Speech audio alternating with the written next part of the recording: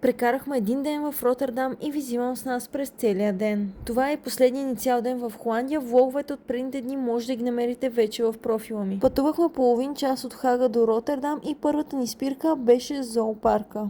Казват, че зоопарка в Роттердам е един от най-впечатляващите в цяла Европа. Интересен факт е, че преди 14 години, когато съм била само на 4 годинки с родителите ми, при първото ни идване в Холандия сме посетили същия този зоопарк, но разбира се, аз нямам никакви спомени от тогава. Междувременно изпихме по едно кафе и продължихме с останалата част от зоопарка. Всичко ни отне общо около 3 часа без изобщо да бързаме. Разхождахме се супер спокойно, спирахме се на всички животни.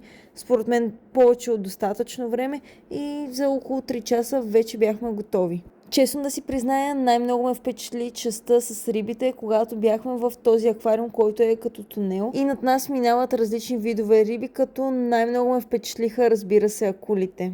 Ако някога идвате в Роттердам, определено ви препоръчвам да го посетите, защото е едно от най-интересните неща тук. После отидохме да хапнем в The Brunch Club, което беше едно много сладко местенце в центъра на Роттердам, точно до каналите. Аз си поръчах матча лате и Blue Magic Ball с синя спирулина и двете бяха 10 от 10.